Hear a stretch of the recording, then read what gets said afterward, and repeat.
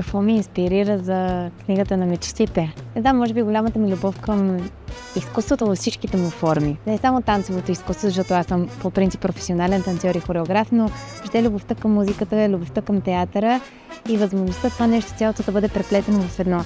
Идеята се роди още в края на 2021 година. В главата на Ани. Към нас се включи Александър Чубанов, композиторите ни и докато стигнах до режисьора ни, Уест Хайлърд.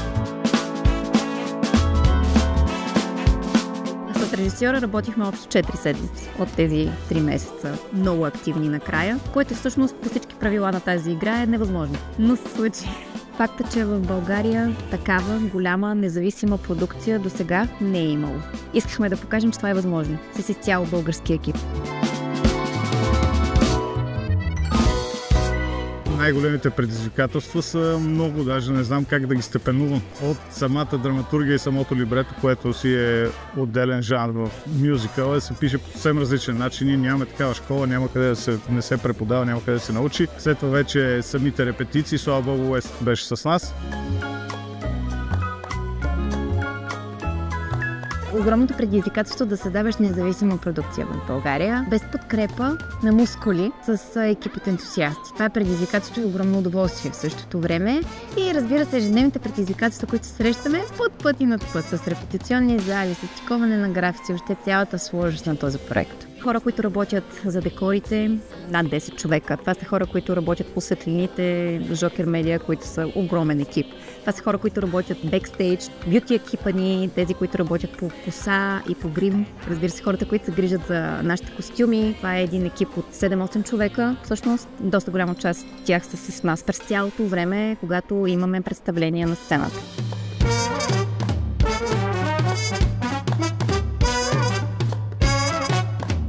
Аз тук ще стана с Росилко, червено, бяло, синя коса и сини вежди.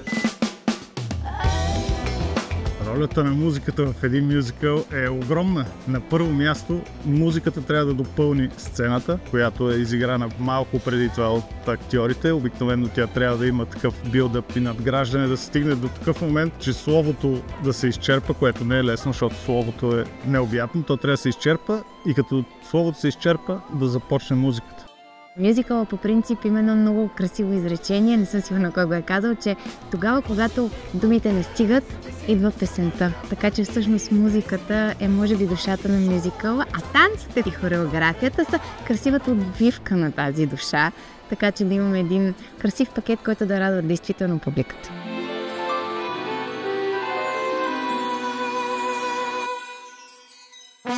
С деца се работи всъщност много хубаво, защото те са много лесни за работа. При тях няма не.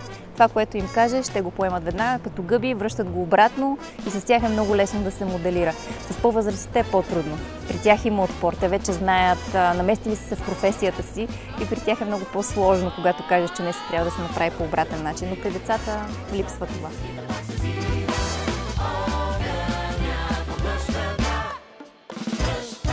Срещаш правилните хора, целият екип като едно цяло и всеки си е някакси на мястото, има някаква магия. Не мога да го обясня, нямам логика за това, но така го усещам от първия момент и не само аз. Това за мен е сбъдната мечта. Мечтая за това в България такива проекти да се случват все повече на световно ниво и книгата на мечтите да пътува в чужбина. Мечтайте смело и с вяра, че действително с любов могат да се случват чудеса и зависи само от нас. Шефката! Как ме плаши шефката? Скъпи приятели, ходете на мюзикъл!